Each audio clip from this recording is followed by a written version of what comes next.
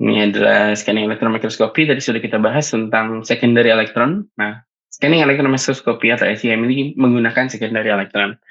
Nah, ini sangat sebenarnya agak sedikit lebih sulit untuk kita mengetahui point defect dari si material tersebut. Nah, jadi hal-hal seperti ini akan sangat sulit sekali kecuali kita menggunakan kita menggunakan SEM dengan sistem field emission. Field emission itu udah lebih memiliki energi yang lumayan stabil dan energi yang lumayan besar seperti itu.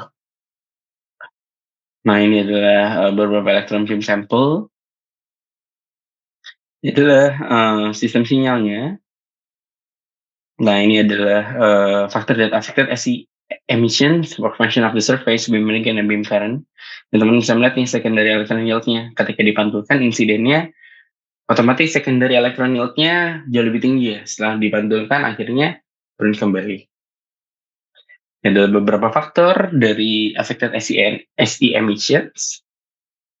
Nah, ini secondary electron. Tadi seperti yang saya bilang, ini sama SEM juga sebetulnya, ya, secondary electron.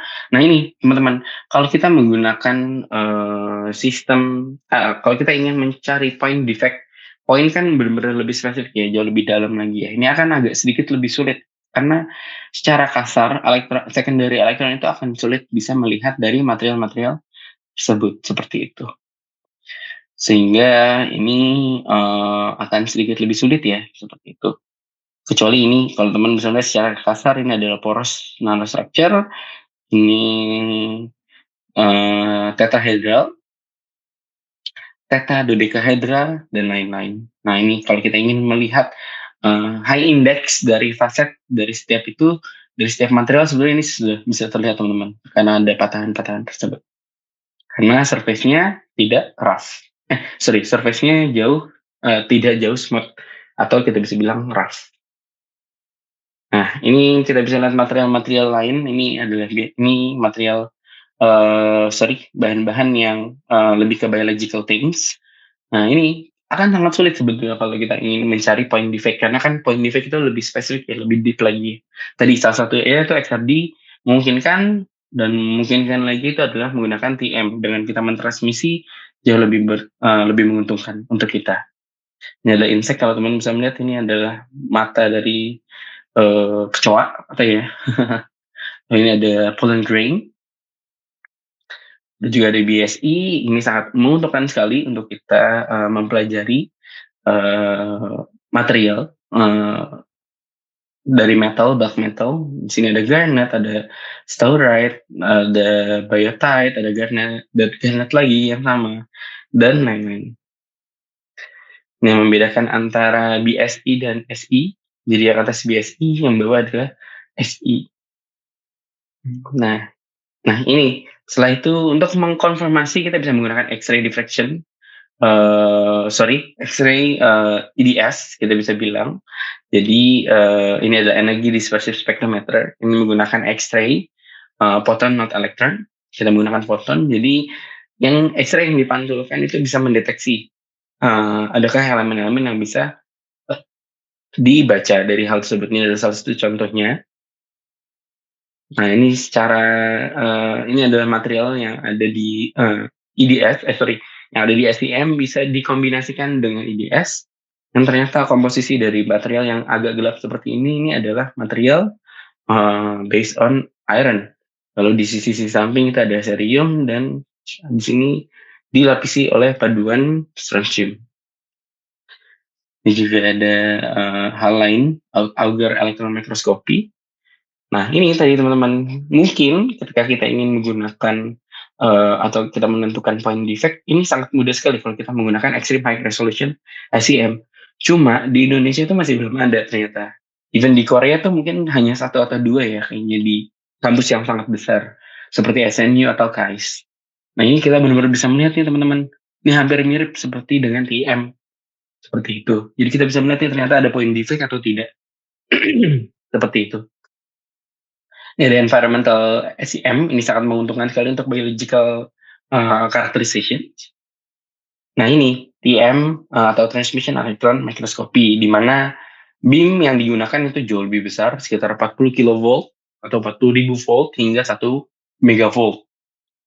Nah, ini kita sangat bisa melihat dengan magnification hampir 15 juta kali ternyata. Sehingga kita sangat mudah sekali melihat si atomnya. Ini adalah penjelasan singkat terkait TEM.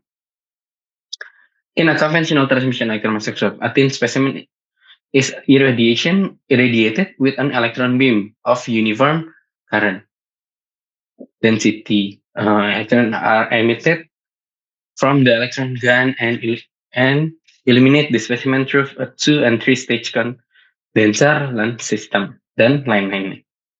Ini adalah tadi sistem yang sama sebetulnya tadi ketika TM ini adalah unscattered di mana kita menembus ya secara kasar.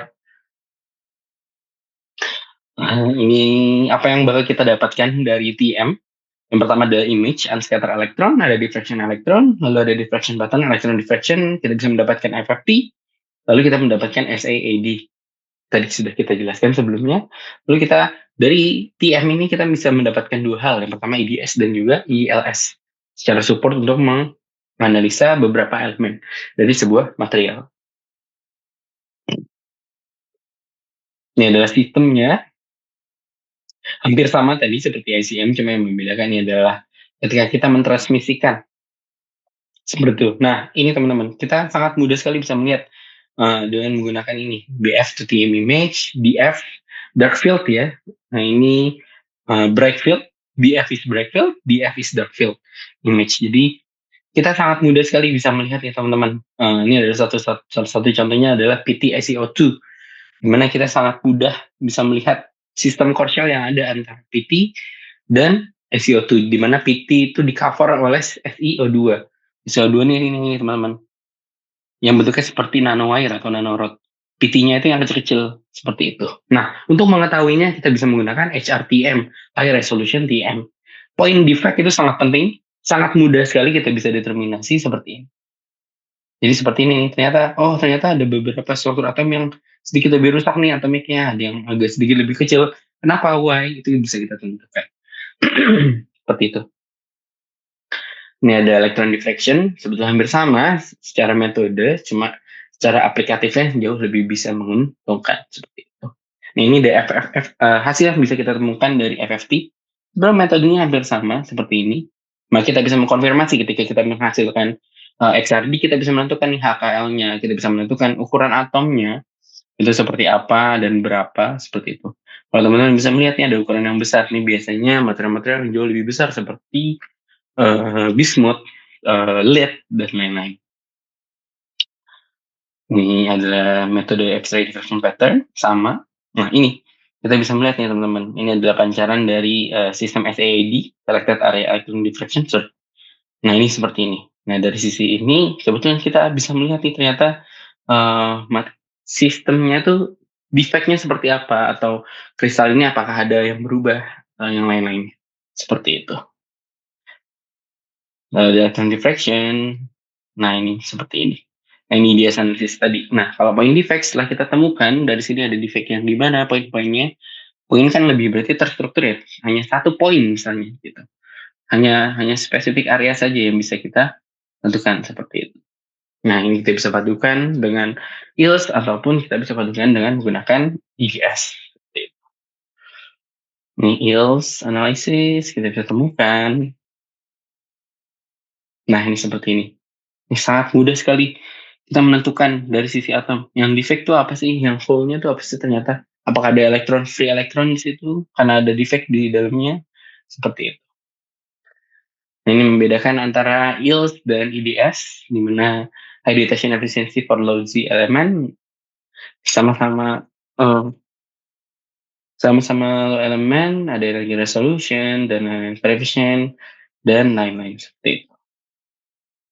Ini juga buat environmental microscopy atau electron microscopy. Ini ada aberration corrector, ini adalah CS STEM. Ini alatnya sangat mahal sekali, di mana kita benar-benar bisa lebih memanfaatkan point defect ketika kita memiliki defect dari sebuah material. Seperti itu. Nih, teman-teman bisa melihat nih, ternyata ada cobalt silikat. Sini, ini silikat yang mana yang cobalt silikat, paduan antara cobalt silikat yang mana? Secara bimetalik.